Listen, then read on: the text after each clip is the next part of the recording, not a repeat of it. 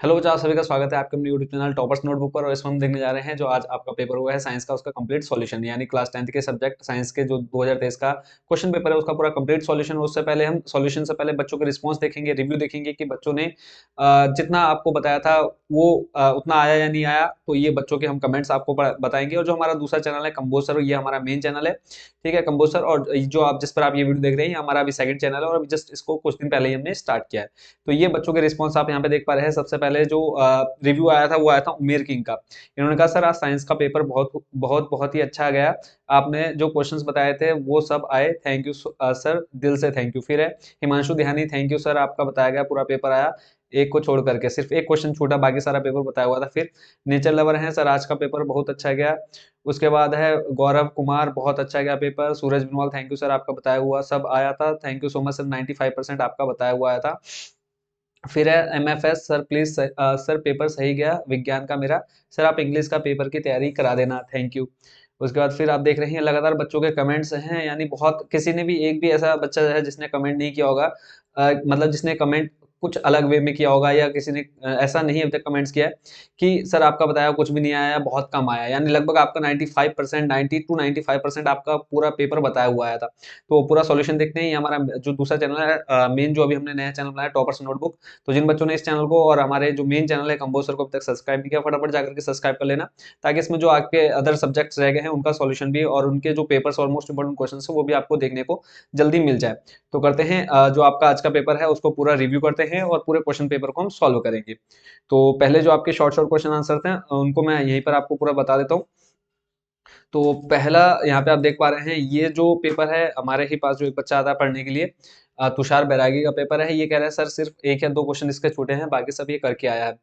और अभी फिलहाल ये जो आप देख रहे हैं पूरा कंप्लीट 2023 विज्ञान और कंप्लीट पेपर है आपका। तो इसका सॉल्यूशन देखते हैं। सबसे पहले मैं लेकर देखो 80 नंबर का पेपर था और आपको पूरे आई होप कि आप सभी पूरा पेपर अच्छे से करके आएंगे। तो एक एक करके सारे क्वेश्चन का आंसर देखेंगे। सबसे पहला था एक विलेन नीले लिटमस को लाल कर देता है, इसका विलेन का पीएच मान कितना होगा। तो सिंपली अगर आप देखेंगे 14, 10 और 7, ठीक है, ये आपको पता है कि एक अम्ल और क्षार क्या होता है। अम्ल का मान अगर हम देखें तो 7 से कम होता है, बाकी ये देखो ये 10 ये नहीं हो सकता, 7 10 यानी ये सारे क्या है 7 से ज्यादा है या 7 के बराबर है।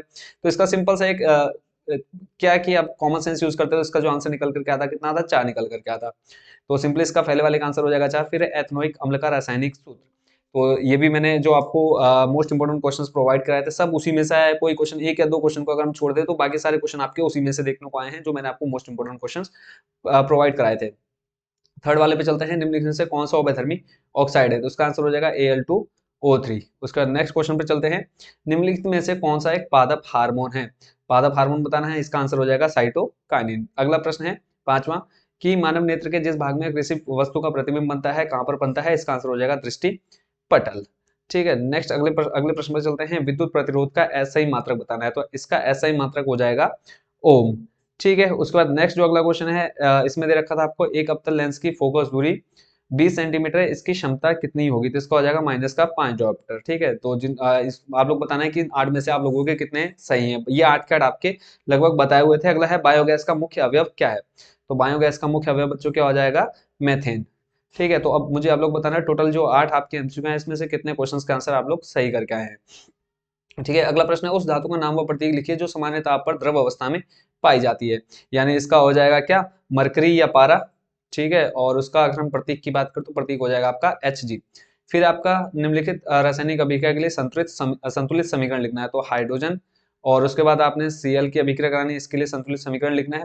तो ये सिंपली आपका देखो क्लोरीन का हो जाता है Cl2 और इसके सामने 2 लगा देना है, तो ये आपका बन जाएगा 2HCl। ठीक है, 2HCl इसका कंप्लीट ये आपकी रिएक्शन हो जाएगी। अगला है, आधुनिक आवर्त सारणी के प्रथम तथा द्वितीय आवर्त में तत्वों की संख्या कितनी है।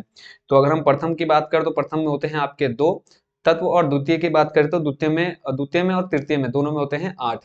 ठीक है, यानी पहले वाले में 2 होते हैं और दूसरे वाले में 8 होते हैं। चलते हैं अगले प्रश्न पर। अगला जो प्रश्न है बच्चों आप देख रहे हैं, उच्च संगठित पादप में वहन तंत्र के घटक क्या है। यहाँ पे आपको घटक बताने थे वहन तंत्र के। तो एक हो जाएगा आपका जाइलम।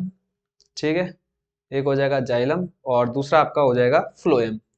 ठीक है, तो कमेंट बॉक्स में बताना है कि इसको आप कितने लोग सही करके आए हैं, जाइलम और फ्लोएम। उसके बाद है, भारत में उत्पादित प्रत्यावर्ती विद्युत धारा की आवृत्ति कितनी है। तो इसकी आवृत्ति हो जाएगी 50 हर्ट्ज। ठीक है, नेक्स्ट क्वेश्चन पर चलते हैं। विद्युत ऊर्जा का व्यापारिक मात्रक क्या है? जो मैंने आपको वो बताए थे वेरी शॉर्ट क्वेश्चन आंसर्स, वहां पे ही आपको देखने को मिलेगा किलोवाट घंटा। नेक्स्ट है आपका रक्तदाब नापने के लिए किस यंत्र का यूज किया जाता है? तो इसका आंसर हो जाएगा स्फिग्मो मैनोमीटर। Sphygmo manometer. ठीक है, पूरे पेपर का सॉल्यूशन देखेंगे तो कंप्लीट देखना आप सॉल्यूशन। अगला है सौर सेल बनाने के लिए मुख्यतः किस तत्व का उपयोग किया जाता है? तो इसका आंसर हो जाएगा आपका सिलिकॉन। ठीक है, यानी किसका उपयोग किया जाता है? सिलिकॉन का उपयोग किया जाता है प्लेट बनाने के लिए। सौर सेल जो बनाया जाता है किसके द्वारा बनाया जाता है? सिलिकॉन का यूज किया जाता है। अगला प्रश्न है आपका हाइड्रोजनीकरण क्या है? हाइड्रोजनीकरण की बात करें तो इसमें सिंपल आपको मैं बता देता हूँ। इसमें होता है बच्चों आपका असंतृप्त कार्बनिक यौगिकों से हाइड्रोजन क्रिया द्वारा संतृप्त यौगिक प्राप्त करना। ठीक है, ध्यान से सुन लो। इसका हो जाएगा असंतृप्त कार्बनिक यौगिकों से हाइड्रोजन की क्रिया द्वारा संतृप्त यौगिक प्राप्त करना। ठीक है, और इसमें आपको बोला है इसका एक औद्योगिक अनुप्रयोग। तो इसका औद्योगिक अनुप्रयोग हो जाएगा वनस्पति तेल से क्या बनाना? वनस्पति घी बनाना। वनस्पति घी बनाना। ठीक है, ये इसका हो जाएगा औद्योगिक अनुप्रयोग। अगला है निम्नलिखित क्या यूपीएससी नाम लिखने थे? तो पहला वाला हो जाएगा एथेनॉल, जो मैंने आपको वेरी शॉर्ट दिए थे उसमें ये आपके थे एथेनॉल। और दूसरा हो जाएगा देखो ट्रिपल बॉन्ड है, ट्रिपल बॉन्ड के लिए आ जाता है इन, तो मैथ है 3 कार्बन है तो मैथ है प्रोप, ये उसका हो जाएगा प्रोपीन। ठीक है, उसके बाद लेकर चलता हूं अगले प्रश्न पर और कंटिन्यू देखो। और लास्ट में मुझे आप लोग जरूर बताना है कि कितने आपके नंबर बन रहे हैं। अगला जो क्वेश्चन है वो है प्रतिवर्ती क्रिया क्या है? ठीक है, और इसके बाद बोला है प्रतिवर्ती क्रिया में मस्तिष्क की क्या भूमिका है? तो इसका आंसर मैं आपको पूरा सॉल्व दिखाता हूँ क्योंकि थोड़ा सा लेंथी है इसको, इसलिए मैंने यहाँ पर पूरा मैं आपको लिख करके नहीं दिखा रहा हूँ। तो अगला क्वेश्चन जो इसका आंसर है उस पर लेकर के चलता हूँ। क्वेश्चन है आपका क्या, मतलब उसी क्वेश्चन के आंसर पर प्रतिवर्ती क्रिया क्या है, इसको मैं दिखा देता हूँ। और यहाँ से मैं कर लेता हूँ इसको दोनों को एक एक पेज में, इसको मैं ले लेता हूँ एक पेज में। और आई होप कि ये सारे क्वेश्चंस आप अच्छे से करके आए होंगे। ठीक है, लास्ट में मुझे कमेंट बॉक्स में जरूर बताना है कि कितने क्वेश्चंस के आंसर आप लोग करके आए हो एग्जाम में और कितने किसने छोड़े हैं। मुझे लगता है कि छोड़ा तो किसी नहीं होगा, बट ये है कि थोड़ा बहुत हो सकता है डाउट हो, जिस वजह से कंफ्यूजन में आप लोग का थोड़ा बहुत इधर उधर हो गया होगा, है ना। तो मैं दोनों को कर लेता हूँ फुल स्क्रीन में और इसको भी ले लेते हैं हम फुल स्क्रीन में, ताकि हम पेपर के साथ साथ पूरा सॉल्यूशन भी अच्छे से समझते जाएं। तो यहाँ पे आप देख रहे हैं प्रतिवर्ती क्रिया में मस्तिष्क की क्या भूमिका, ये आपको पहले बताना था। तो इसका आंसर आप यहाँ पे देख पा रहे हैं, मध्य मस्तिष्क सिर सिर गर्दन और धड़ की प्रतिवर्ती क्रियाओं का नियंत्रण करता है। यह नेत्र पेशियों आइरिस पेशियों के संकुचन एवं शीतलन नेत्र लेंस की फोकस दूरी परिवर्तन आदि क्रियाओं को भी नियंत्रित करता है। पश्च मस्तिष्क का मस्तिष्क पुच्छ हृदय स्पंदन श्वास दर रक्तदाब खांसना छींकना वमन लार श्रवण पसीना आदि क्रियाओं का नियमन करता है। सामान्यतः दैहिक प्रतिवर्ती क्रिया का नियंत्रण मेरुरज्जु द्वारा होता है। तो 2 नंबर का क्वेश्चन था, तो 2 नंबर में सिर्फ आपने इतना लिख करके आना था। ठीक है, प्रतिवर्ती क्रिया क्या है कि अचानक मान लो जैसे आपका कांटे के ऊपर पैर आ जाता है तो तुरंत वो आपकी जो सूचना होती है वो आपके मस्तिष्क को पहुंचती है और मस्तिष्क आपका पूरे पैर को संदेश पहुंचाता है कि तुरंत आपका पैर हट जाता है। ठीक है, यही आपकी प्रतिवर्ती क्रिया है। प्रकाश संश्लेषण क्या है? प्रकाश संश्लेषण के लिए पौधा कच्ची सामग्री कहाँ से प्राप्त करता है? तो इसका आंसर देखते हैं। अब इसमें देखो प्रकाश संश्लेषण पहले आप समझ लो। प्रकाश संश्लेषण एक ऑक्सीकरण अपकरण क्रिया है। इसमें जल का ऑक्सीकरण तथा CO2 का अपकरण होता है। यह क्रिया प्रकाश तथा पर्णहरित की उपस्थिति में होती है। इसके फलस्वरूप पौधे CO2 तथा H2O से ग्लूकोज का संश्लेषण करते हैं। इसमें O2 सह उत्पाद के रूप में मुक्त होती है। और फिर इसमें आपका एक और आपसे चीज पूछी थी इसी क्वेश्चन में कि प्रकाश संश्लेषण के लिए पौधा कच्ची सामग्री कहाँ से लेता है? तो कच्ची सामग्री आपका देखो एक तो हो गया कार्बन डाइऑक्साइड, ठीक है, CO2 ये आ जाता है आपका किससे? वातावरण से। ठीक है, इसका आंसर हो जाएगा वातावरण CO2। और अगर हम जल की बात करें तो जल किससे लेता है? ये सारी कैसी है कच्ची सामग्री, तो इसका आ जाएगा आंसर भूमि से। ठीक है, तो ये आपका क्वेश्चन कंप्लीट होता है। टोटल कितने नंबर का? 2 नंबर का। फिर है दूरदृष्टि दोष किसे कहते हैं? तो दूरदृष्टि दोष में आपको पता है कि जहां जब हमें दूर की वस्तु तो स्पष्ट देखती हैं पर पास की वस्तु स्पष्ट दिखाई नहीं देती, तो ये जो दोष होता है आपका कौन सा दोष कहलाता है? दूरदृष्टि दोष कहलाता है। ठीक, और इसका निवारण पूछा है। निवारण के लिए हम किसका उपयोग करते हैं? उत्तल लेंस का उपयोग करते हैं। ठीक है, अगला अगला प्रश्न था आपका चिपको आंदोलन क्या है? तो चिपको आंदोलन को देख लेते हैं। चिपको आंदोलन देखो ये भी मैंने ये मान के लगभग 95% मैंने आपको जो बताया था उन्हीं में से आपके क्वेश्चन देखने को मिले हैं। तो सबसे पहले चिपको आंदोलन के बारे में बताना था। तो चिपको आंदोलन देखो सिंपल सा आपने यहाँ से लिखना था कहाँ से? सन 1970 के दशक में चमोली गढ़वाल के रैणी गांव में चिपको आंदोलन का पुनः उदय हुआ। वृक्षों को बचाने हेतु यह अभियान धीरे धीरे पूरे उत्तराखंड में फैल गया। चिपको आंदोलन की धारणा के अनुसार वनों से ईंधन, चारा, खाद, फल तथा रेशे प्राप्त होते हैं। ठीक है, इसमें मेन आपने ये लिखना था कि चिपको आंदोलन क्या है। चिपको आंदोलन पेड़ों को बचाने के लिए एक आंदोलन था जिसमें लोग पेड़ों से चिपक रहे थे। ठीक है, पेड़ों को मतलब कोई काटने ना पाए, इसलिए वो पेड़ों से चिपक जा रहे थे। ये आपका चिपको आंदोलन था। क्यों शुरू किया गया और कहाँ पर शुरू किया गया, तो आप इसका आंसर यहाँ से शॉर्ट में लिखना था, कोई ज्यादा डिटेल में आपको ये नहीं जाना था। ठीक है, उसके बाद अगला प्रश्न है, जब अभिक्रियाशील धातु, अब आगे जो आपके क्वेश्चन है इसमें आपको क्या करनी है, रिएक्शन बतानी है। सॉरी, यहाँ पे आपको गैस का नाम बताना है। क्वेश्चन क्या है आपका कि जब अभिक्रियाशील धातु को तनु हाइड्रोक्लोरिक अम्ल में डाला जाता है तो कौन सी गैस निकलती है, तो इसका आंसर हो जाएगा सिंपल सा बच्चों, हाइड्रोजन। कौन सी गैस निकलती है? हाइड्रोजन। ठीक है, उसके बाद नेक्स्ट क्वेश्चन देखते हैं। अगला प्रश्न है, आयनिक यौगिकों का क्वथनांक उच्च क्यों होता है? अगला प्रश्न है, आयनिक यौगिकों का क्वथनांक उच्च क्यों होता है, तो इसके उत्तर पर लेकर चलते हैं। देखो, आयनिक यौगिक क्योंकि धन तथा ऋण आयनों से बने होते हैं तथा इनके अणुओं के मध्य विपरीत आवेशित आयनों के बीच विद्युत आकर्षण बल उत्पन्न हो जाता है। फलस्वरूप स्थिर क्रिस्टल जालक होता है जिसको तोड़ने में अधिक ऊर्जा लगती है, चूंकि वह ऊर्जा तापक्रम के समानुपाती होती है, इसलिए इन यौगिकों के अवस्था परिवर्तन के ताप अर्थात क्वथनांक और गलनांक अधिक ऊंचे होते हैं। क्लियर हो गया। अगला प्रश्न बच्चों इसमें है कि कार्बन के दो अपर रूपों के नाम लिखने हैं, तो ये आपके एमसीक्यू में भी था। और उसके बाद जो आपका निश्चित उत्तर प्रश्न था उसमें था, हीरा हो गया, ग्रेफाइट हो गया। दो लिखने थे, मैंने आपको तीन याद कराए थे, तीसरा था आपका कज्जल। ठीक है, तो ये तीनों आपके क्या हो गया, हीरा के सॉरी कार्बन के दो अपर रूप हो गए। अगला प्रश्न है, दो तत्वों x तथा y के परमाणु क्रमांक 11 तथा 17 है, इसमें आपको क्या बताना है, x तथा y की इलेक्ट्रॉनिक संरचना देनी है। x तथा y की इलेक्ट्रॉनिक संरचना, तो इलेक्ट्रॉनिक संरचना जब आप यहाँ नीचे देखेंगे, x का हो जाएगा आपका 281। ठीक है, 11 परमाणु क्रमांक है तो 281 देखो 11 हो जाएगा, ऐसे 287 हो जाएगा 17। ये आपका हो गया इलेक्ट्रॉनिक संरचना। फिर इसमें दूसरा जो खा नंबर है वो है कि ये आवर्त सारणी में कहाँ स्थित है, तो आवर्त सारणी में कहाँ पर स्थित है, ये दोनों तत्व आवर्त सारणी के तीसरे आवर्त में है। कौन से आवर्त में? तीसरे आवर्त में। फिर है कि तत्व x तथा y किस प्रकार के आयन बनाएंगे, यानी जो x है, x आपका क्या है, सोडियम, और y आपका क्या है, क्लोरीन। तो x आपका कौन सा आयन बनाएगा, जो सोडियम है वो आपका बनाएगा धनायन। ठीक है, जो ये 11 वाला यानी x है वो आपका बनाएगा धनायन, और जो दूसरा आपका y है क्लोरीन, क्लोरीन आपको पता है इस पे कौन सा नेगेटिव चार्ज होता है, तो ये आपका हो जाएगा ऋणायन। ठीक हो गया, क्लोरीन आपका क्या बनाएगा, ऋणायन। आई होप कि ये आप सही करके आए होंगे। नेक्स्ट चलते हैं इसके बाद अगले प्रश्न पर। नेक्स्ट जो क्वेश्चन आप देख रहे हैं बच्चों, इसी में अथवा करके क्वेश्चन दे रखा है। इसमें बोला है निम्नलिखित यौगिकों की इलेक्ट्रॉन बिंदु संरचना दीजिए। सबसे पहले आपका CO2, तो CO2 की संरचना आप यहाँ पे देख पा रहे हैं। दूसरा है आपका H2S, फिर आपको ये दिखा रहा हूँ H2S की संरचना है। उसके बाद है C2S6, और C2S6 की आपकी संरचना ये रही।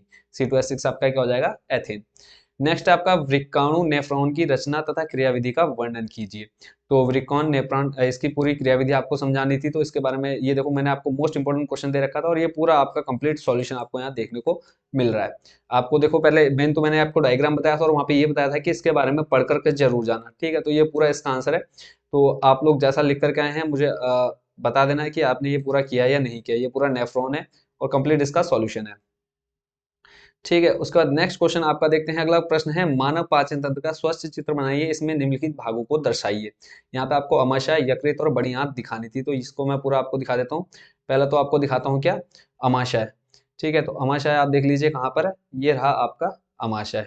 ठीक है, दूसरा आपको दिखाना था यकृत, यकृत आपका इस साइड रहा।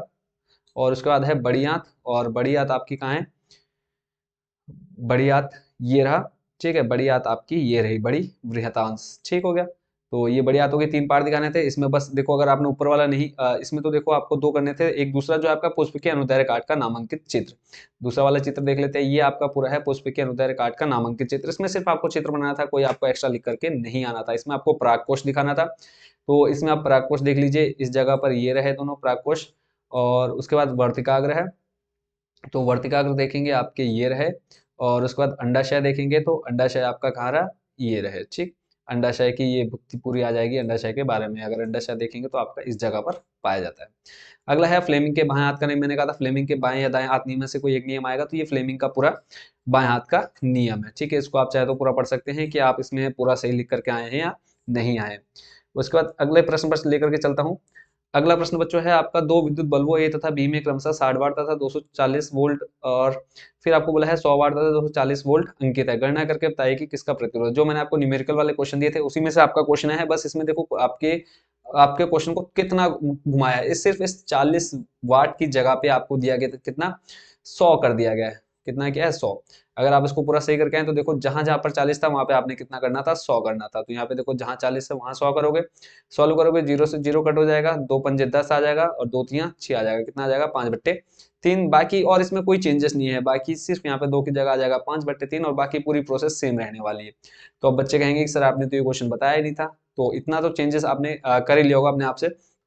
नेक्स्ट जो क्वेश्चन है उस पर लेकर के चलता हूँ। अगला जो प्रश्न बच्चों आप देख रहे हैं, 20 नंबर कंप्लीट हो गया। 21 नंबर में आपको डायग्राम दिख रहा है। यहाँ पे परिपथ का कुल प्रतिरोध तथा परिपथ में प्रवाहित कुल धारा निकालनी थी। अब यहाँ पे आपको देखो तीन आपको ये देखे हैं, तीनों किसमें, समांतर क्रम में। तो पहले आप समांतर क्रम में जोड़ लो, यानी 1/r इक्वल टू हो जाएगा इसका 1/r1 plus 1/r2 plus 1/r3। तीनों को आप जोड़ेंगे तो आ जाएगा 1/4 प्लस 1/6 प्लस आ जाएगा आपका 1/12। जब आप इसको सॉल्व करेंगे तो टोटल आएगा 12, 4 3 हो जाएगा 12, 3 6 दूनी हो जाएगा 12 प्लस 12 एकम 12। जोड़ोगे 3 और 2 5 और 1 6/12 और इसको सॉल्व करोगे कितना आ जाएगा 1/2। तो इधर बराबर में आपका 1/r क्रॉस मल्टीप्लाई कराओगे यहाँ पे तो r बराबर कितना आ जाएगा 2 ओम। यानी इनको कंप्लीट जब आपने जोड़ दिया तो r बराबर 2 आ गया और इधर आपको 8 दे रखा है। तो इन दोनों को जब आप जोड़ेंगे यहाँ पे आप r डैश कर दीजिए, तो यहाँ पे आप लिख लीजिए आर आर प्लस और इसको आप मान लो आर डबल डैश, ठीक है। यानी आर ये हो जाएगा आपका R1 या खाली सिंपल इसको आर मान लो, क्योंकि सॉरी इसको नहीं, ये जो आपके तीनों निकल के आए ये आपका हो जाएगा आर और इसको आप आर डैश मान लो डबल डैश, ठीक है। तो जब आप इसको जोड़ोगे तो ये आपका 2 और इधर 8 जो आर डबल डैश है वो आपका है 8, 8 और 2 को जोड़ोगे कितना आ जाएगा 10, ठीक है। यानी आपका जो कुल प्रतिरोध यानी तुल्य प्रतिरोध निकल करके आया वो आ गया 10 ओम। इतना आपने किया होगा। उसके बाद फिर आपको प्रवाहित कुल धारा निकालने है, तो V बराबर क्या होता है बच्चों आपका I/R। आई का मान है आपके पास कितना 12 और R जो आपके पास कुल प्रतिरोध है वो कितना है आपके पास बच्चों, V बराबर I/R। ये आपका निकल करके आ गया कितना, R का मान 10। इसको सॉल्व करोगे कितना आ जाएगा 1.2, ठीक है। और इसका मात्रा कितना हो जाएगा एम्पियर। आई होप कि ये पूरा क्वेश्चन आप अच्छे से सॉल्व करके आएंगे। नेक्स्ट चलते हैं अगले प्रश्न पर। अगला प्रश्न है कि प्रकाश के स्पेक्ट्रम से क्या अभिप्राय है और किसका सबसे कम किसका सबसे ज्यादा होता है। इस क्वेश्चन का आंसर देख लेते हैं इधर। तो यहाँ पे आप पूरा पढ़ लीजिएगा इसको कि जब हम एक श्वेत किरण को प्रिज्म से टकराते हैं तो ये 7 रंगों में बढ़ जाती है, लाल, नारंगी, पीला, हरा, नीला, आसमानी, बैगनी। आई होप कि ये क्वेश्चन जब हम कल रिवाइज भी कर रहे थे उसमें भी आप लोगों ने इस पूरे को देखा होगा। फिर बोला है कि किसका सबसे क्या है, किसका विचलन, किस रंग का विचलन सबसे अधिक और किसका सबसे कम होता है। तो इसका आंसर देख लेते हैं। पूरा देखो A to Z मैंने आपको बताया है। तो यहाँ पे देखो भिन्न भिन्न सबसे ज्यादा जो विचलन होता है लाल प्रकाश का विचलन जो होता है सबसे कम, लाल का सबसे कम, ठीक है। जो लाल रंग होता है इसका सबसे विचलन कम और जो बैंगनी होता है इसका विचलन सबसे ज्यादा होता है, ठीक है। तो ये आंसर पूरा आपने देख लिया होगा। उसके बाद नेक्स्ट क्वेश्चन पर चलते हैं आपको लेकर के। मानव नेत्र की सामान्य दृष्टि के लिए दूर तथा निकट दृष्टि नेत्र से कितनी दूरी पर होते हैं, निकट बिंदु कितनी दूरी पर होते हैं ये आपको बताना है। तो इसका सिंपल सा आंसर, आई होप कि ये तो सभी करके आएंगे। दूर की अगर बात करें तो दूर होता है बच्चों आपका क्या, अनंत। दूर आपका क्या हो जाएगा अनंत। और निकट की बात करें तो निकट हो जाएगा आपका 25 सेंटीमीटर। अगले प्रश्न पर चलते हैं। अगला प्रश्न है आपका, परितंत्र से आप क्या समझते हैं, परितंत्र में अपमार्जकों की क्या भूमिका है। तो ये आपका 3 नंबर में क्वेश्चन है। तो इसका आंसर आप लोग बच्चों देख रहे होंगे स्क्रीन पर। पहले तो आपको परितंत्र क्या है ये आपको बताना था। तो किसी स्थान विशेष में पाए जाने वाले जैविक तथा अजैविक घटकों के पारस्परिक संबंधों के को सामूहिक रूप से परितंत्र कहते हैं। फिर इसमें अपमार्जकों की भूमिका। तो अपमार्जक आप ये देख रहे हैं, अपमार्जकों की भूमिका। अब घटक है यहाँ पे, इन्हें प्राकृतिक सफाईकर्ता भी कहते हैं। ये क्वेश्चन देखो आपके A to Z मैंने एक एक ऐसा कोई क्वेश्चन नहीं होगा जो अभी तक आपने देखा और नहीं बताया हुआ आया था। सफाईकर्ता भी कहते हैं। ये मृत जीवधारियों के शरीर को सड़ा देते हैं अर्थात अपघटन कर देते हैं। जीवाणु तथा कवक मृत शरीर के जटिल कार्बनिक पदार्थों को सरल पोषक तत्वों में अपघटित कर देते हैं। ये तत्व विभिन्न चक्रों के माध्यम से पुनः जैव जगत में प्रवेश कर जाते हैं। इस प्रकार अपघटक वातावरण के पोषक तत्वों का संतुलन बनाए रखने में महत्वपूर्ण भूमिका का निर्वहन करते हैं। तो कंटिन्यू आप देख रहे हैं सारे क्वेश्चंस के आंसर। उसके बाद नेक्स्ट चलते हैं और चैनल को सब्सक्राइब जरूर कर लिएगा अगर आपको नेक्स्ट जो भी सब्जेक्ट है उसके मोस्ट इंपोर्टेंट क्वेश्चंस के अच्छे से प्रिपरेशन करनी है। तो ये क्वेश्चन देख लिया आपने परितंत्र। अगला जो क्वेश्चन है वो है पोषी स्तर क्या है, एक आहार श्रृंखला का उदाहरण देते हुए इसमें विभिन्न पोषी स्तर बताइए। तो ये इस क्वेश्चन का आंसर है, जो भी आपने देखा पोषी स्तर क्या है। तो इसका सिंपल सा पोषी स्तर पढ़ लेते हैं, बाकी नीचे आप चाहें तो पढ़ लीजिएगा पूरा। पोषी स्तर है किसी आहार श्रृंखला के विभिन्न स्तरों को पोषी स्तर कहते हैं। आहार श्रृंखला के विभिन्न पोषी स्तर उत्पादक, प्राथमिक उपभोक्ता, द्वितीय उपभोक्ता, तृतीयक उपभोक्ता तथा अपघटक है। बाकी अगर आपको पूरा देखना होगा तो आप यहाँ पे पढ़ लीजिएगा। फिर अगला जो आप देख रहे हैं बच्चों स्क्रीन पर, यहाँ पर आपको सिर्फ क्या करनी थी, रिएक्शन देनी थी। क्या करनी थी, रिएक्शन देनी थी। तो इसका कंप्लीट सॉल्यूशन देख लेते हैं बच्चों। इसको मैं कर लेता हूँ जरा फुल स्क्रीन में। तो यहाँ पर बच्चों आप अभी मैं सीधा एक एक का पूरा सॉल्व करके दिखाऊंगा आपको। जिंक की क्रिया सोडियम हाइड्रोक्साइड से कराई थी। किसकी, जिंक की सोडियम हाइड्रोक्साइड के साथ। तो एक एक करके हम सभी की रिएक्शन देखेंगे। तो जब आप जिंक की सोडियम हाइड्रोक्साइड के साथ कराएंगे तो इसकी रिएक्शन देखो आपकी बननी थी Zn+2Na OH, और जब आप इसकी रिएक्शन कराएंगे तो ये बनेगा Na2 और आपका आ जाएगा ZnO2 और प्लस आपका यहाँ से निकलेगा क्या बच्चों, H2। ठीक है, ये आपकी कंप्लीट पहले वाली जो इक्वेशन थी, इसका जो रासायनिक समीकरण है, केमिकल इक्वेशन है, वो आपकी कंप्लीट होती है। ठीक है, यहाँ पे जो आपका Na2ZnO है, ये है सोडियम जिंकेट। ठीक है, इसका नाम क्या है, सोडियम जिंकेट। ठीक हो गया। दूसरी है आपकी रक्त तत्व लोहे पर भाप प्रवाहित की जाती है, और ये सारी रिएक्शंस मैं आपको करा चुका हूँ। तो इसका आंसर हो जाएगा सिंपल सा 3Fe प्लस ये तो आपका हो गया क्या, आयरन। फिर है आपकी भाप, और अगर हम भाप की बात करें तो यहाँ पे हो जाएगा H2O। इसको देखो जो केमिकल बैलेंस करना है वो भी आपको मैं पूरा करके दे रहा हूँ। Fe3O4 हो जाएगा, Fe3O4 प्लस आपका जो यहाँ पे बनेगा 4H2O, और ये जो Fe3O4 है आपका बच्चों, ये बन जाएगा आपका फेरिक ऑक्साइड। ठीक है, क्या बन जाएगा, फेरिक ऑक्साइड। आई होप कि आप ये इस क्वेश्चन को सही करके आए होंगे, फेरिक ऑक्साइड कंप्लीट। नेक्स्ट चलते हैं आपका एथेनोइक अम्ल की सोडियम बाइकार्बोनेट के साथ अभिक्रिया कराई जाती है। तो एथेनोइक अम्ल आपका ये एक नंबर में शायद पूछा भी गया था। एथेनोइक अम्ल का रासायनिक सूत्र पूछा था, तो जो जिन्होंने वहां सूत्र लिखा होगा वो इसको पूरा करके भी आएंगे। तो एथेनोइक अम्ल होता है CH3COOH प्लस एथेनोइक अम्ल की करानी हमने किसके साथ, सोडियम बाइकार्बोनेट। तो सोडियम बाइकार्बोनेट क्या होता है, NaH और फिर आपका क्या आ जाएगा, CO3। तो जब आप इसकी रिएक्शन कराएंगे तो देखो आपकी रिएक्शन क्या बनेगी, CH3COONA। ठीक है, क्या बन जाएगा, CH3COONA, और सिर्फ इसमें आपका इतना बन जाएगा, और ये आपका जो है वह है सोडियम एथोनोएट। ठीक है, इसको हम किस नाम से जानते हैं, सोडियम एथोनोएट, सोडियम एथोनोएट। ठीक है, ये आपका बन जाएगा CH3COONA, और आप अगर इसको बैलेंस करना चाहेंगे तो आप इसको बैलेंस भी कर सकते हैं। नेक्स्ट है आपका जिप्सम को जब 373 केल्विन पर गर्म किया जाता है। तो जिप्सम यानी आपका क्या होता है, CSO4.2H2O। ठीक है, जब आप इसको यहाँ पे गर्म करेंगे, यहाँ पे आप लिख देंगे 373 केल्विन। ठीक है, और जब आप इसको गर्म करेंगे तो आपका बनता है क्या, प्लास्टर ऑफ पेरिस, CSO4.12H2O और प्लस आपका क्या बन जाएगा, 3/2 H2। इस 3/2 की जगह पे आप 1 सही 1/2 भी लिख सकते हैं, तो भी आपका सही होगा, कंफ्यूज नहीं होना है। तो जिन लोगों ने ये आंसर कंप्लीट किए हैं तो उनके बिल्कुल पूरे पूरे नंबर मिल जाएंगे। अगले प्रश्न पर चलते हैं लेकर के आपको। अगला क्वेश्चन है आपका, आधुनिक आवर्त सारणी में कितने आवर्त तथा कितने समूह हैं। अथवा में आया था, तो जिन्होंने ऊपर वाला किया होगा तो उनका भी करेक्ट है। अब यहाँ पे कितने आवर्त तथा कितने समूह बताने, तो आवर्त होते हैं बच्चों 7, और समूह की बात करते तो समूह होते हैं 18। ठीक है, अगला प्रश्न है, एक तत्व M आवर्त सारणी के तीसरे समूह में इसके ऑक्साइड का सूत्र लिखिए। ऑक्साइड का सूत्र बताना है, तो इसका ऑक्साइड हो जाएगा सिंपल सा M2O3। ठीक है, ये इसका आंसर हो जाएगा। उसके बाद लेकर के चलता हूँ आपको नेक्स्ट क्वेश्चन पर।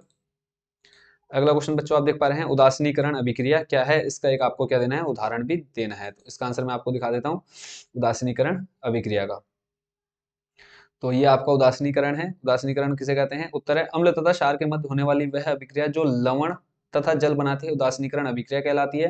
क्षार प्लस अम्ल आपका क्या बन जाएगा, लवण प्लस जल। और इसमें शायद आपसे एक क्या पूछा है, उदाहरण भी पूछा है। तो उदाहरण आप देख सकते हैं, NaOH प्लस HCl, NaCl बन जाएगा प्लस H2 बन जाएगा। ठीक है, उसके बाद वापस लेकर के चलता हूँ आपको नेक्स्ट क्वेश्चन पर। अगला प्रश्न है इसमें, रेडॉक्स अभिक्रिया क्या है क्वेश्चन आपका, रेडॉक्स अभिक्रिया बताना है इसमें। इसको भी जरा मैं इधर वाले को भी फुल स्क्रीन में ले लेता हूँ, रेडॉक्स अभिक्रिया। ठीक है, नेक्स्ट क्वेश्चन है हमारा ये, रेडॉक्स अभिक्रिया से क्या तात्पर्य है, उसमें आपको उपचेत और अपचेत बताना है। तो इसमें मैं लेकर के चलता हूँ रेडॉक्स अभिक्रिया पर। रेडॉक्स आपको मैंने अच्छे से पढ़ा दिया था, क्या होती है रेडॉक्स अभिक्रिया, जिसमें उपचयन तथा अपचयन दोनों साथ साथ होती है ना। तो यहाँ पे आप देखेंगे जब परमाणु या आयन इलेक्ट्रॉन त्याग देता है तो उसे उपचयन कहते हैं, और जब वह इलेक्ट्रॉन ग्रहण कर लेता है उसे अपचयन कहते हैं। कई बार क्या होता है, उपचयन तथा अपचयन साथ साथ चलते हैं, अतः ऐसी अभिक्रिया जिनमें उपचयन तथा अपचयन प्रक्रिया साथ साथ होती है रेडॉक्स अभिक्रियाएं कहलाती हैं। और इसमें आपसे पूछा था कि क्या बताना है इसमें आपको, कौन उपचयित हो रहा है और कौन अपचयित हो रहा है ना। तो यहाँ पर अगर मैं आपको बताऊं MnO2 जो है आपका, क्या MnO2 ये आपका हो जा रहा है अपचयित, इसको आप लिखेंगे अपचयित। आई होप कि आप इसको सही करके आए होंगे। तो ये हो रहा है आपका अपचयित, और HCl आपका जो हो जाएगा बच्चों हो जाएगा उपचयित। ठीक है, ये हो जाएगा आपका उपचयित। नेक्स्ट आपका समजातीय श्रेणी क्या है, तो ये भी मैंने आपको अच्छे से, और इसका एग्जाम्पल भी मैंने आपसे पूछा था, समजातीय श्रेणी उदाहरण देकर समझाइए। तो सजातीय श्रेणी क्या है आपका, जब कार्बनिक यौगिकों को जिनके समान क्रियात्मक समूह उपस्थित होता है, जिनमें समान क्रियात्मक समूह उपस्थित होता है, को कार्बन परमाणु की संख्या के बढ़ते क्रम में रखा जाता है, तब एक श्रेणी बनती है जिसे सजातीय देखो समजातीय या फिर सजातीय श्रेणी कहते हैं। इस श्रेणी के प्रत्येक यौगिक को एक दूसरे को सजात कहते हैं। सजातीय श्रेणी के गुण निम्नलिखित हैं। इसमें आपको उदाहरण भी देना था, तो उदाहरण के लिए आपका ये आ जाएगा। ठीक है, उदाहरण के लिए सिंपल सा आपने ये लिख करके आ जाना था, एथेन तथा प्रोपेन। ठीक है, नेक्स्ट जो अगला क्वेश्चन है उस पर लेकर के चलता हूँ आपको। अगला प्रश्न है, मनुष्य के शरीर में पाई जाने वाली उस ग्रंथि का नाम लिखिए। क्वेश्चन में अब आपको पूरा ये फुल स्क्रीन में ले लेता हूँ। क्वेश्चन है आपका, मनुष्य के शरीर में उस ग्रंथि का नाम लिखिए जो हार्मोन तथा एंजाइम दोनों को स्रावित करती है। एंजाइम तथा दोनों को स्रावित करती है, इसका आंसर हो जाएगा बच्चों क्या, अग्नाशय। क्या आ जाएगा इसका, अग्नाशय। ठीक है, अग्नाशय ग्रंथि हो जाएगी। उसके बाद आयोडीन युक्त नमक की सलाह क्यों दी जाती है, ये क्वेश्चन भी बच्चों पूरा मैंने आपको बताया था और बहुत अच्छे से कहा था कि इसको अच्छे से प्रिपेयर करके जाना। तो इस क्वेश्चन का आंसर देख लेते हैं। आई होप बच्चों कि आप पूरा पेपर करके आएंगे और किसी ने भी कुछ भी नहीं छोड़ा होगा, है ना। तो देखते हैं, कंटिन्यू वापस चलते हैं। इसके बाद आपका जो देखा है, आयोडीन युक्त की सलाह क्यों दी जाती है, तो इसका आंसर देखते हैं। थायराइड ग्रंथि से थायरॉक्सिन हार्मोन स्रावित होता है। थायरॉक्सिन में लगभग 65% आयोडीन होती है। थायरॉक्सिन शरीर में ऑक्सीकारक उपापचय को नियंत्रित करके ऊर्जा उत्पादन और उपापचय को दर को बढ़ा देते हैं और जीवन की रफ्तार को बनाए रखता है। यह प्रोटीन संश्लेषण, ग्लूकोज की खपत तथा हृदय स्पंदन की दर को बनाए रखता है। आयोडीन की कमी के कारण थायरॉक्सिन का श्रवण कम होता है। थायरॉक्सिन की कमी के कारण जन्मवामनता, मिक्सिडीमा तथा घेंगा रोग हो जाते हैं। हार्मोन श्रवण हेतु नियंत्रित मात्रा में आयोडीन उपलब्ध होते रहना चाहिए, आवश्यक है। इसी कारण आयोडीन युक्त नमक की उपयोग की सलाह दी जाती है। अब उसके बाद अगला जो प्रश्न आपने देखना था उस पर लेकर के चलता हूं। अगला प्रश्न है, समजात तथा समरूप अंगों के एक एक उदाहरण देने हैं। समजात तथा समरूप अंगों के एक एक उदाहरण देने हैं, तो ये मैंने आपको बता दिया था। अगर हम बात करें किसके, समजात की, तो समजात बच्चों हो जाएंगे आपके मनुष्य के हाथ तथा घोड़े के अग्रपाद। एक एक उदाहरण देना है, तो इसका आंसर हो जाएगा मनुष्य के हाथ और घोड़े के अग्रपाद, घोड़े के अग्रपाद। ठीक है, तो ये हो गया आपका समजात। और अगर हम यही बात करें हैं किसकी, समरूप की, समरूप में आपका आ जाएगा बच्चों चमगादड़ के पंख और कीड़े के पंख। ठीक है, तो आई होप कि आप पूरा करके आएंगे। अगले बार उसके बाद है एक लिंगी तथा उभयलिंगी पुष्प का एक एक उदाहरण देना है। तो एक लिंगी में देखो आपका क्या क्या आ जाता है, पपीता तथा मक्का। एक लिंगी में आ जाएगा आपका पपीता, मक्का। आप इन दोनों में से अगर कोई भी लिख के आए तो भी सही है, या पपीता तथा मक्का। उभयलिंगी की बात करें तो उभयलिंगी में बच्चों आ जाएगा आपका मटर तथा मकोय, मटर तथा मकोय। ठीक है, अगले प्रश्न पे चलते हैं। पुनरुद्धु भवन या पुनर्जनन तथा मुकुलन से आप क्या समझते हैं, तो इस क्वेश्चन का आंसर देख लेते हैं। तो यहाँ पे आप देख रहे हैं पुनरुद्धु भवन। पहले स्पंज, हाइड्रा, प्लेनेरिया आदि जीवों को दो या दो से अधिक भागों में काटने पर प्रत्येक भाग अपने क्षतिग्रस्त भाग को पूरा करके वह एक पूर्ण जीव बना लेता है। इसी प्रकार केचुआ, सितारा, मछली आदि भी शरीर का अधिकांश भाग दोबारा बना लेते हैं। पुनरुद्धु भवन के गुण के कारण हाइड्रा की एक से अधिक जातियों के कटे हुए शरीर आपस में जोड़े जा सकते हैं। इस क्रिया को रोपण कहते हैं। और इसमें फिर आपका था मुकुलन। तो मुकुलन बच्चों आप स्क्रीन पर पढ़ पा रहे होंगे कि स्पंज तथा हाइड्रा जैसे सरल जंतुओं में मुकुलन द्वारा अलैंगिक जनन होता है। हाइड्रा के जठर भाग पर एक छोटी सी कलिका बनती है जो कुछ समय तक शरीर पर बढ़ती रहती है, बाद में अलग होकर एक नया हाइड्रा बना लेती है। इतना लिख करके आना था इसमें। चलते हैं नेक्स्ट क्वेश्चन पर। अगला प्रश्न बच्चों आप देख पा रहे हैं कि परागण तथा निषेचन में अंतर बताना है। परागण तथा निषेचन में अंतर बताना है। तो यहाँ पे आप देख रहे हैं परागकोश से पराग कणों के वर्तिकाग्र पर पहुंचने की क्रिया परागण और तथा नर तथा मादा युग्मों के मिलने की प्रक्रिया को निषेचन कहते हैं। परागकण प्रायः कीट, वायु, जल, पक्षी आदि के माध्यम से होता है। नर युग्मकों को मादा युग्मन तक ले जाने का कार्य परागनलिका करती है। यह क्रिया निषेचन से पहले होती है, यह क्रिया परागण के बाद होती है। फिर था एक तंत्रिका कोशिका की संरचना बनाइए तथा इसके कार्यों को लिखना। तो ये पूरा आपका तंत्रिका कोशिका है, तो ये तो आप अच्छे से जानते होंगे और पूरा अच्छे से करके आए होंगे। फिर है अगला प्रश्न, मानव में बच्चे का लिंग निर्धारण कैसे होता है। तो इसका आंसर आपको दिखा देता हूँ, ये है पूरा, और इसका मैंने आपको बहुत अच्छे से एक्सप्लेन किया था। अगर एक्स एक्स है तो क्या होगा, एक्स वाई है तो क्या होगा, आप इसको पूरा आंसर यहाँ पे पढ़ सकते हैं। अगला प्रश्न था आपका विद्युत जनित्र का नामांकित आरेख खींचकर इसका सिद्धांत तथा कार्यविधि बताना है। तो ये पूरा आप आंसर इधर देख पा रहे हैं, विद्युत जनित्र। अब यहाँ पे कुछ बच्चे कंफ्यूज जरूर होंगे विद्युत मोटर और विद्युत जनित्र को लेकर के, बट जो बच्चे इस ये पूरा कर करके आए हैं, आप एक बार अच्छे से देख लो इसको। तो जिन्होंने ऐसा किया है सेम टू सेम, उनके यहाँ पर आपको पूरे नंबर देखने को मिल जाएंगे उन बच्चों के। तो ये पूरा है यहाँ पर प्रतिवर्ती धारा डायनामो। इसमें क्या होता है, प्रतिवर्ती धारा डायनामो एक ऐसा यंत्र जो यांत्रिक ऊर्जा को विद्युत ऊर्जा में बदलने का कार्य करता है। बाकी आप ये सिद्धांत पूरा, फिर क्षेत्र चुंबक, ये इसका पूरा डायग्राम, आर्मेचर, सर्पिवलय, और फिर उसके बाद इसका पूरी क्रियाविधि और बुर्शों का कार्य, ये आपने पूरा लिखा होगा। अगला प्रश्न है आपका, इसको मैं आपको दिखा देता हूँ पूरा।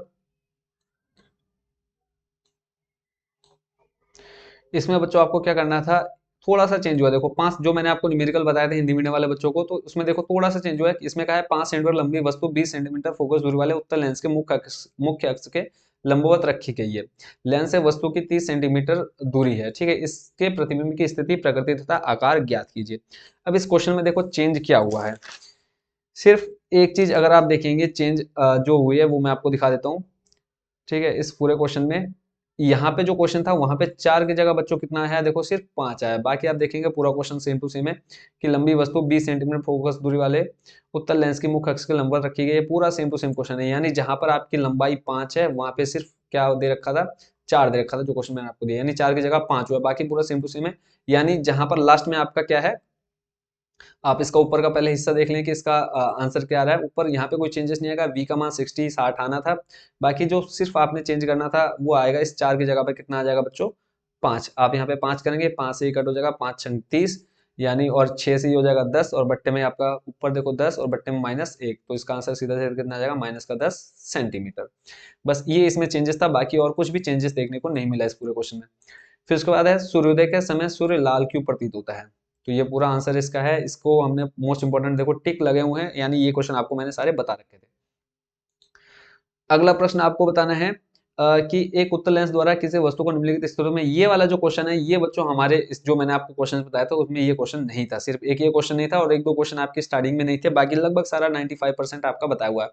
खा नंबर आपका इसमें प्रकाश वायु से 1.50 के, ये तो पूरा सेम टू सेम क्वेश्चन है जो आप यहाँ पे देख पा रहे हैं, यानी इसका आंसर आपका आएगा 2.0 × 10⁸ मीटर पर सेकेंड, ठीक है। इस वाले क्वेश्चन का आंसर खा नंबर का। तो आई होप इसको सही करके आएंगे। फिर आपका ओजोन, वायुमंडल में ओजोन परत का महत्व क्या है, ओजोन परत के अवशय के लिए कौन सा रसायन मुख्यतः, कौन सा पदार्थ उत्तरदायी है। तो यहाँ पे आप देख रहे हैं ओजोन परत के बारे में पूरा, और इसका आ जाएगा क्लोरोफ्लोरोकार्बन, सिंपल आपने लिख करके आना था, ठीक है। ये क्वेश्चन आपका 2 जगह मैंने आपको बताया था, और जहाँ पे ये भी था कि कौन सा पदार्थ अपक्षय के लिए सबसे ज्यादा हानिकारक है, और उसको आ जाएगा क्लोरोफ्लोरोकार्बन। फिर आपका पर्यावरण मित्र बनने के लिए आप कौन सी आदतों में कौन से परिवर्तन ला सकते हैं। तो ये तो आप खुद भी बना करके लिख सकते थे कि खाद्य पदार्थों का अपव्यय नहीं करना चाहिए, घर में प्रतिदिन उतना ही भोजन तैयार किया जाना चाहिए जितना उपयोग किया जा सके। फिर है पाइपलाइन और टपकने वाले नलों की मरम्मत कराकर हम जल की बचत कर सकते हैं, तो इसको आप पढ़ लीजिएगा।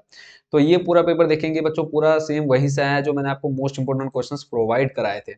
तो आई होप कि इस पूरे क्वेश्चन पेपर को आप बहुत अच्छे से सॉल्व करके आएंगे और लगभग आपका पेपर जो गया होगा पूरा सही गया होगा, तो किसी भी क्वेश्चन को आपने छोड़ा नहीं होगा, आई होप। और बच्चों के कमेंट्स देख करके बहुत अच्छा लगा कि बच्चे कह रहे थे कि सर जितना आपने बताया था पूरा हम करके आए हैं, और पूरा ही वही सेम टू सेम आपके पेपर में भी आया था।